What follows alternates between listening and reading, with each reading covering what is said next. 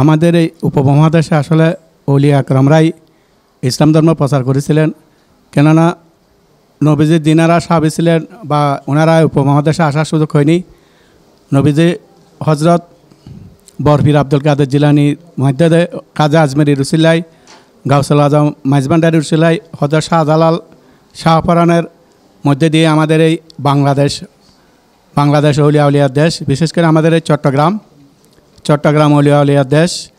এই চট্টগ্রাম তথা আমাদের এই বাংলাদেশে ওলিয়া উলিয়ারাই ইসলাম প্রচার করেছিলেন। সেই জন্য আজকে আমাদের গাউসুল আজম মাইজবান্ডার অসংখ্য মুরিদান আছে। এবং মাদ্রাসা, বিভিন্ন শিক্ষা প্রতিষ্ঠান, বিভিন্ন স্বাস্থ্যসেবা এগুলি ওনারা পরিচালনা করে। এবার 24শে জানুয়ারি 10 মাঘ যে হজরত আহমদুল্লাহ মাইজবান্ডারির যে উরুষটি হয়েছিল, বার্ষিক উরুষ, আমার মনে হয় এই বাংলাদেশ ইতিহাসে এইবারটাই সর্বোচ্চ হয়েছে। আমি নিজেই ওই দিন গেলাম, আমার 4 দিন প্রতি দিন উপস্থিত ছিলাম। যেহেতু শুক্রবার ছিল, বাদ জমা ছিল, সেই জন্য মনে হয় এইবারটাই সর্বশ্রেষ্ঠ বক্তগণ উপস্থিত হয়েছিলেন গাউসুল আজম আহমদুল্লাহ মাইজবান্ডারির বার্ষিক ফাতিহায়। তো আমি বলবো, হয়তো একটা কথা না বললো না, এখন বর্তমান যে সমাজে অনেকে হয়তো আউলিয়াগুলি মানতে চায় না, ওনাদের প্রতি বিরূপ প্রতিক্রিয়া দেখায়। কিন্তু আসলে এটাই সত্য যে আমি যেটুকু কুদ্দুর জ্ঞানে জানি, আমাদের হজরত বাইদিত মুস্তামি নাকি 1000 বছরের বেশি সময় আগে বাংলাদেশে আসছিলেন। তাহলে তখন কে এই আমাদের এই ইসলাম বা আমরা এই যে আজকে স্বাধীন সার্বভৌম রাষ্ট্রে আজকে আমরা ইসলাম পালন করতেছি, তখন কে ইসলাম প্রচার করেছিল? আজকেও তো বিভিন্ন ধর্মে বিভিন্নভাবে আছে, সেটা ঠিক।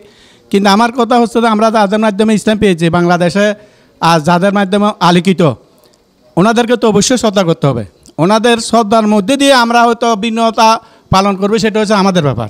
কারণ সব তো ইসলামের সপ্তাহে এক জায়গায় আসতে হবে, একজনের করতে হবে, সেটা না। তা আমি সকলের প্রতি সেটা অনুরোধ করবো যে সিচুয়েশন চলতেছে, আমার এখানে এসে একটু করে শুনলাম যে অন্যান্যবার যে মহাসমারোহে এবার পোস্টারও হয় নাই, প্রচারও হয় নাই, মাইকিংও হয় নাই। তো ওনারা আমাদেরকে একটু বললো যে এখানে একটু হালকা, বেশি না একটু হালকা, এর কারণে ওনারা এটা আগ্রহ করে না বা মনের দিক দিয়ে কিছুটা বই পাইছিল। তা আমি আশা রাখবো যেনারা এই ভুল বোঝাবুঝিতে আছে, ওনাদের প্রতি আমি একটু বলবো, আপনারা এই ভুল বোঝাবুঝির উপাসনা করেন, আপনারা আপনাদেরটা করেন, কিন্তু যিনি আমাদের যে ধর্ম যিনারা প্রচার করছে ওনাদের প্রতি, বিশেষ করে শাহজালাল শাহপরান যে বাংলাদেশের, মনে হয় যে আমি ইনশাল্লাহ ওখানে গেছি, আমি অনেক দরবারে গিয়েছি, আল্লাহ আমাকে নিয়েছেন।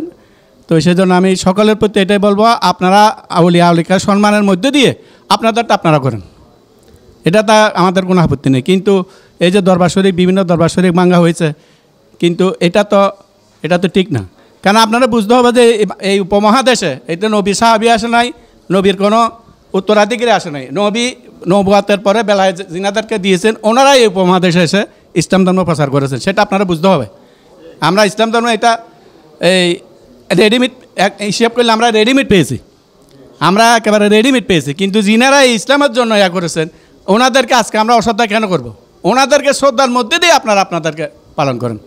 সেই জন্য আমি সকলের প্রতি এই আহ্বান জানিয়ে শেষ করছি। আসসালামু আলাইকুম রহমতুল্লাহ।